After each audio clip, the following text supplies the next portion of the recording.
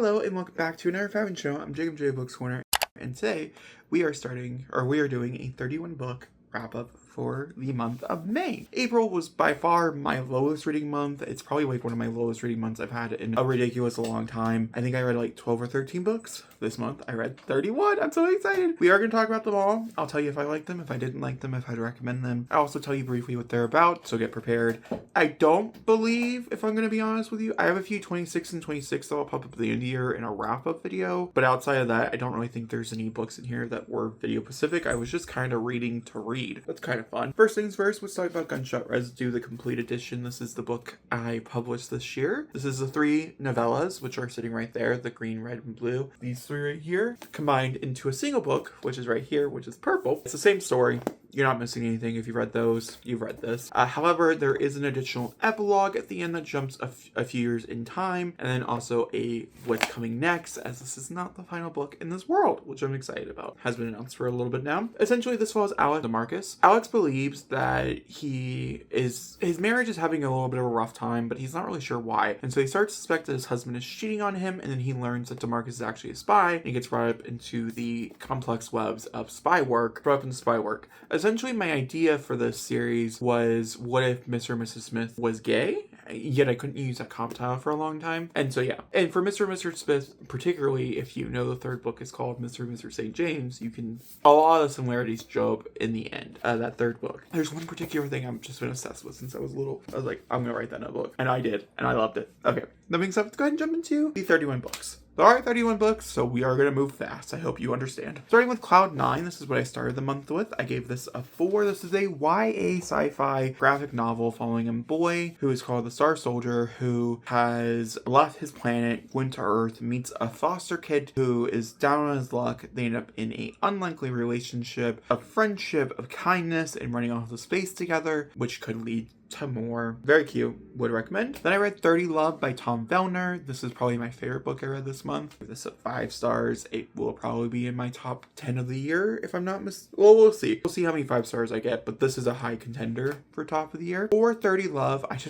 really fucking love this book. This follows Gabe and Leo. So our main character is Leo, and essentially his dad was a very famous tennis player. He gets MS. He can't tennis anymore. And so Leo steps up. He is a child, and then he slowly grows the ranks. In this academy that he goes to, the school that he goes to, he ends up meeting Gabe. These are things that are talked about. They're not really present throughout the novel. There's scenes of it, but it's not really the point. They meet Gabe, and so we know that Leo and Gabe have known each other for a long time. And then we jump forward when he is 28 years old, and we're at the Grand Slam, or we're getting ready to go into the Grand Slam, and he really wants to be there, and he ends up losing to Gabe, setting him back. And he's nervous that by the time he turns 30, he won't be able to win, and then he'll disappoint his dad. And that's really the consensus of the novel, is that him trying to reach this goal of being the best tennis player in the world. It is a romance between these two people. There are rivalries at the beginning, and it builds up into something else, as it does. But I will have to say, just like for Lisa, the romance here does feel second to the actual plot. So if that's not something, if you want more romance, I don't know if this is for you, in my opinion, but I really liked it. I fucking loved it, actually. Then I read Everything Dead and Dying by Tate Bambari. This is a horror graphic novel by Image that I think maybe is out now. I don't know. I read this as an e-arc. I gave this a 4, mostly because I found the ending to be very shocking for shock value's sake, not holding a lot of emotion. This follows a man who lives in a world where the dead are walking. His entire family has died due to the dead walking, and he is feeding them like as if they're not dead. And then these raiders come in, and he's doing this to the entire town. He wants to live in society as a normal person and live in his mind that everything is perfect and everything's fine, the world didn't end. And then he has his husband and he has his daughter and all these things, and it's very beautiful, very moving. And then these raiders come in and they start killing everybody in the town that's already, I mean, they're zombies, but you get my point, ruining this facade. And so as the story progresses, it gets darker and darker. I just feel like the ending was, I don't know, it felt like a Pixar movie, if you understand that comment. Moving on, we have Orla, which I did not like. This is by John Lees. It's about a girl who, when she is intimate with a guy, she ends up turning into this furry beast and killing them and murdering them. And she meets a guy who kind of likes the darker side, who likes the little furry beast inside. There's some other stuff that's the reason why I didn't like it. I also didn't really like the artwork. I find that if I don't really connect with you on every level. I have a hard time really enjoying the graphic novel, but I not too. A lot of people are liking this though, so it might be for you. Then I read Beneath the Trees Where the Nobody Sees, The Rites of Spring. This is the sequel to Beneath the Trees Where Nobody Sees. The first one, which I'll tell you about, is about a serial killer bear living in a world where animals are like us. They're humans, essentially. They're just doing their everyday lives. They go to school, they work at the butchers, and the whole 9 yards. And we have this bear who's kind of loved throughout society in this world, and he is a serial killer, and we're following those events. I enjoyed the first one. I didn't love it. After I finished it, because I did enjoy it, I was like, I should read more Patrick Hovarth. I didn't like anything else I read from him, and I gave this a 3. I don't know if I would recommend the sequel. It is a bit more violent, and the deaths are more. It just wasn't for me. And I have found recently that I'm getting a lot of things 3 stars because I find that they're not egregious enough for a 2 or a 2.75 or something like that. They're just fine. They just didn't work for me. So that's how I think I need to do an updated video on how I rate books, because I don't think it makes a lot of sense for the way I talk about books for the ratings that I give them. And a lot of times I give them the ratings in the moment, and then like maybe on retrospect they're like higher or lower, so who knows. Then I read Unordinary Volume 1 by Yer Chan. This is a webcomic that was adapted into a graphic novel. I did read most of it on Webtoons because it took forever for the copy to get here. I did rate it a 3.25. I found this to be really repetitive and boring. We're following in a world where superheroes do exist, or superpowers do exist, and we're following a person who is unordinary. Essentially, he does not have ability, but he goes to a school with a bunch of abilities. He's the boy on the cover, the girl with the abilities is his best friend, and you can tell there's things going on, there's a mystery at hand, but you don't really know what it is. It just didn't work. It was a 3.25. A book that was really disappointing, so I got rated pretty low. I don't really know if the writing is that low, but a lot of people don't like this either. Standing It Writes Itself by Evelyn Clark. I will stand by this. If I had no idea this was written by the same person who wrote Invisible Life Out of Rue, I don't think I would have probably had as many problems with it as I did. I talked about this at length in my 5-star prediction video. I'll link you over there where I go the ham on this, but I gave it a 2.5. I just felt like it was the most basic thing you could ever have. Also, for an author who makes such likable and lovable characters in every sense, even her villains I typically can find redeeming qualities about, unless they're just like, and then if they're like too far gone, you're like, oh my god, there's nobody to really like in this book. I think it was a disservice, so I didn't like it. I gave it a, like I said, in my head it's probably even less than a 2.5, but like, I don't know. It's still written well. It's just not a good book. Okay. Sorry. Moving on. I read Love Bites Volume 1 by Alicia Lawless. This follows a vampire and a werewolf as their enemies, and there's a lot of flirtation, yet nothing really romantic happens. I read this because I thought it was going to be a romance, and there's a hint of romance at like page 270 out of 288. So just give a heads up. I gave it a 3.25. I don't think I'll continue on with this series. And I read Encore. This is a graphic novel by Miles Tirico Burks. I gave this a 4. This follows a boy in high school as he is a part of the drama committee, the Theta. And this guy who's popular ends up joining, and they end up having a flirtation. I would say the biggest egregious thing this book does is that it's very much cheating. There's no point in the guy who is figuring out his sexuality, and so I think there are layers to it for sure. Don't get me wrong. However, this is very much cheating. Is having an emotional relationship to the point of sometimes it goes even further than that while he has a significant other while doing this the entire time. That's all I got. Also, because some people don't care about that, some people are like, as long as you don't cheat on the partner, then you're fine. I will have to say there is really no repercussions, and so that's like when you're like standby is like, well, I mean, as long as there are repercussions, there is none, gonna be honest with you. Then I read Winnie the Pooh, the graphic novel. This was adapted by Kevin Chandler. I gave this a 5. I absolutely adored this. This is a perfect coffee book table read.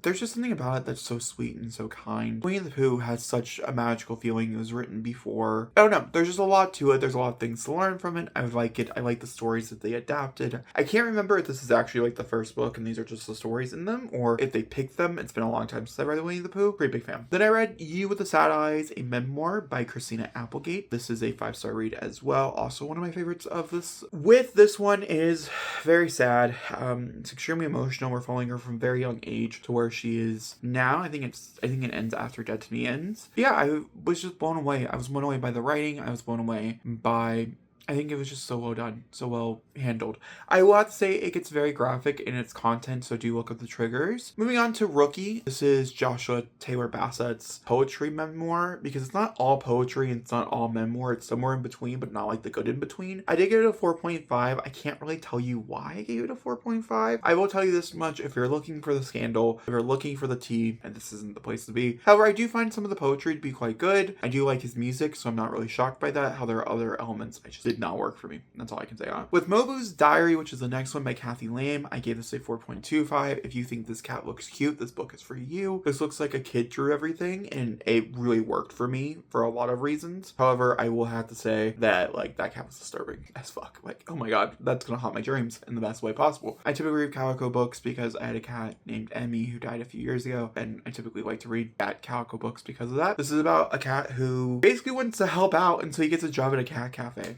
Really. And when they walk, there's like scenes of them walking. It's the fucking funniest thing. I gave it a 4.25. I think for the right person, this could be like one of their favorite books. I recommend. Then I read Heartstopper Volume 1 by Alice Oseman. This follows Nick and Charlie as they're starting. Charlie is starting year 2 and Nick is starting year 3, and they're set in the homeroom class together, and we're following them. He joins rugby. They become really close. There could be a bonding relationship. I'm sure you've heard of Heartstopper. I'm sure you know this is a romance. And so we're following Charlie as he's coming to his own, and Nick as he's figuring out himself. I absolutely adore this. Is obviously a 5-star read. I will be reading all Heartstoppers in preparation for volume 6, but I'll make a whole video on that. Don't worry about it. I do have this video of me talking about all Heartstopper books and stuff for Alice Oseman Universe when the TV show came out for the first season, if you're interested. Then I read Japanese Gothic by Kylie Lee Baker. This might be, I don't know. It's between this and 30 Love. We'll see which one ends up making it. Japanese Gothic follows 2 storylines. One set back in the 1800s following a samurai or an up-and-coming samurai daughter, and then a man in the...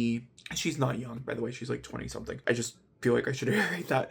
But we also follow a man as he has done a crime, is all I can say. He ends up moving with his dad to Japan, and we find out that their stories are interconnected in a way. I don't want to spoil anything, and I fucking loved it. It is a bit slower. It is very disturbing, but it worked. Oh my god, it was so good. I loved it. There's a thing that happens inside this book that I fucking adore, and I will give every book that has this 5 stars. That's all I'll say. The Starter X by Mia Soso was also on my 26 and 26, so these are all things that will jump, you'll see again in the future. The Starter X follows a girl who in college, she would become the worst ex for your soon-to-be partner. Essentially, a girl will come up to her and say, I really like this guy, could you become their worst ex so I can swoop in and become their best girlfriend? And that's what she did. She got paid for doing it. And then she comes home and she's pretty estranged from her family, and her sister, to get back in her good graces, asked her to do the same thing, and it's extremely messy. It's about as messy as you can think of it. I give it 3.25. I don't think I like this amount of mess in my romance,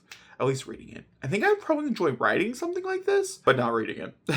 Which is it's such an interesting. Automatic Kafka by Joe Casey. All I can tell you, this is getting a 20th anniversary, which is what I read. I had no idea this existed. This is sci-fi, but like from the 2000s, early 2000s. It didn't work for me. I'm giving it a 2. I don't even know how to explain it to you. Look it up if the cover is interesting, and look at the artwork to see if it's for you. It wasn't for me. Then I read Codewire by Chloe Gong. This is because I think the second one's coming out this year. The second one is coming out this year called Deadlock, and so I was like, oh, I gotta jump on this. I love a sci-fi. I love a dystopian. I thought this was cyberpunky. It's not. This is AI, so essentially these people live in a world where they can hack in, kind of like Ready Player One, into a digital space that's basically their life as they're living their life on the outside, and there's like these patches that they take to have nutrients, so they don't really have to leave it. Most people recommend leaving it like once every like a few weeks or something to get exercise so your body doesn't run down. And we're following 2 storylines inside the cybernetic world. We're following one who is like a hacker type of thing, who ends up being brought up into a conspiracy. We're following another one who's a part of like the government, who also gets brought up into the similar conspiracy. It was a 3.5. I just thought it was something else, and I just wanted to love it, but I didn't, and that's okay. Then I read Last First Kiss by Julian Winters. This is the sequel or companion romance to his first one, I Think They Love You, which I fucking adore. That's like one of my favorite romances of all time, and so I was really anticipating this. This came out this year. Last First Kiss was good. It was good. I didn't really love the romance here as much. I liked the characters just fine, but I found the romance to be very annoying, and I found the third actness to be very annoying. I gave it a 4, but I would probably recommend it, especially if you like the first one. I would recommend it. I'm a little more hesitant to pick up younger Julian Winters. He wrote a lot of YA. This is adult. He only has 2 adult romances, and the spice here was good though. I will have to say that. Walrus by Abby Mendez. This is a novella that she wrote for an Amazon collection. I read both these. I just wanted to read everything Abby Mendez has written. I officially caught up with her. I gave this a 5. This is one of my favorite things I think she's ever written. I'm so mad this couple didn't get a book. Like, genuinely, pissed off. Essentially, this follows two people as they're stuck on a second story of a building because their stairs get taken away due to construction for 3 days, and we're following them. She has a stalker, so she's very much a homebody, doesn't want to leave because of the extreme stress that she's under, and he is someone who works in trees, is just getting divorced, and they, obviously connect with one another. I feel like the ending was a little rushed, but it's also only 81 pages. I can't really tell. Next one I read was the other one that she wrote. This is for the Improbable Meet Cute series, and she wrote the second one in that one, and that's called The Worst Week Man Ever. Did not like this at all. I gave this a 3 because it's still good. It's still written well, but I just didn't like it. Follows a nurse, as a hospice nurse, as she's taking care of her dying grandma, and a handyman who works in the same building, and they leave notes to one another, and they probably together have like maybe 6 paragraphs of page time. I'm not even joking. Then I read The White Guy Dies First, 13 Scary Stories of Fear and Power by Terry J. Brenton Walker. This is a short story collection. I didn't finish it. I did DNF it at 37% just because I canceled the video I was reading it for. That's all it comes down to. We're gonna move on. And then I read The Deal by Al Kennedy. This is the first book in the Off Campus series. I read this because I love the TV show so fucking much. So I was like, I have to figure out if I'm gonna love the books because I just want to read Allie and Dean's book so much. And I didn't. I fucking hated this book. I'm gonna be honest with you, this was trash. So, yeah. It follows the same story. I just think it was so horribly done. There's that. Kodai, and also read Kodai's sequel. Kodai's sequel I don't think comes out till September, but I did get an early copy. I like the first one better than the second one. I'll explain that. The first one feels like a cozy, warm, like you just get bundled up into a blanket. It follows this girl who's down on her luck. She's really sad, and she wants a best friend, essentially, and she finds it in a bear. Then she has to leave and go back to the city, and the bear travels to go find her because they're, inseparable. It's so cute. And I gave it a 4.5. The second one, because the bear, it's a continuation. I gave it a 3. I just didn't like where it all went. I think it was like a 3.25. I finished The Sacred Artifacts for Tomb Raider. This is number 4. Apparently this is supposed to lead into, what is that called? The new one that's coming out next year, Legacy of Atlantis or something. Apparently this is supposed to be connected. The only thing I can tell you, if you're a Laura Croft fan and you support her being a lesbian, this does help your cause. That's all I can be like. I read 2 Stephen Graham Jones short stories this month as well. I read The Night Cyclist. This is something I can't really tell you what these are about. These are like 20 pages. But I will tell you this much. If you like biking, you're a cyclist, and you like horror, this could be for you. Wait for the Night, I felt like had a much more interesting plot. I was much more deeply wanting to continue to read and read. To finish it, I gave this one a 4. I gave the first one, I think, a 3. Wait for the Night, if you like a creature feature type of thing, I think it could be for you. And I read This Is Me, A Reckoning by Hayden Panettiere. This is Hayden Panеттiere's story. This is from the time that she's like 1 or 2 to the time her brother dies. That's the arc that we cover. I would actually have to say, and I'm going to be really honest with you, this is a lot more personal. This isn't quite Hollywood centric. There's a few, I would say, gotcha moments in it where it was like really like, XYZ. The conversation about heroes, I would say, is probably the one that got me the most, where I was like, oh yeah, okay. And there's other things, little things I was like, oh, that's a reference. Oh, I like that. Oh, okay. So I was happy. It's really sad. It's really beautiful. She had a rough life. Like, I didn't watch Nashville. I wasn't really that big of a fan of shows like that when I was younger. And I've been tempted to go back to watch Nashville because of Hayden Panettiere. And this book almost made me almost certain that I probably will never watch it. And I read The Weekend Doesn't End Well for Anyone by Catherine Mack. This is the 3rd book in the Vacation Mystery series. The first book is, oh my god, the first book is like one of my favorite books. Every time I go on vacation, someone dies. The sequel is called No One Was Supposed to Die at This Wedding. I do have a whole video talking about that one. And this one, I did put on my 2026. So once again, we're talking about something that is on my 2026. I should have put it as a 5-star prediction. I didn't put it as a 5-star prediction because I did the year before and I don't try to do series twice. However, I feel like this should have been. Like, it should have been. Because this is a fucking 5-star read, guys. This is much more in line. So the sequel, I feel like, took away a lot of the voice of our main character. There's only a few footnotes in the sequel that I remember. And so, like, she's not really playing along with you, and I love when she plays along. I feel like that's why I got, like, if it did really well at any point in time, that's the reason why, because it's so funny and it's so smart. And these, in my opinion, truly are cozy. I never am scared that someone's gonna die or anything. People are dying, of course, but I'm, like, scared. I don't get scared that, like, there's gonna be, like, this massive twist. It's gonna have, like, a lot of repercussions or something like that. These are just cozy to be cozy, and I fucking love them. And if you can find me more mysteries like this, please do. I will read it. I read Resins and Launches, the graphic novel by Travis Borde. And I actually personally believe that this is a perfect graphic novel when it comes to their story for the first one. That has probably to do with the fact that he did write a lot of the script and he kept a lot of things the same. But I feel like it covered the book very well in a very good amount of page time as well. It looks like it's getting like a big finish, so it's gonna be like bigger pages, like how the Hunger Games illustrated editions are. Looks like it might be around that size, which would be beautiful. I think it just did really, really well. If you guys don't know the story, it's about an orc who was a really famous like battle person, and then she decides that she's done with that life and she's gonna open up her own coffee shop, and she meets this little, oh my god, what is it called? She's so cute, and a relation, it's about them, like their budding partnership in a lot of ways, and I just find it very adorable. So if you love the book, I'd highly recommend the graphic novel. If you've been interested in the story, you're not a big reader, but you like graphic novels, I'd also recommend. Yeah, really, really liked it. I did give it a 4.5 though. That's just my objective opinion on the story. That has nothing to do with like the book itself. Okay, well, I guess it does, but you understand. And that's all the books that I read this month. I really do think 30 Love is probably my favorite. I read some memoirs I really liked. I also really, really, really did enjoy The Weekend. Doesn't end well for anyone. So with that being said, I hope you guys enjoyed. I'll talk to you all next time. Thanks for watching and goodbye.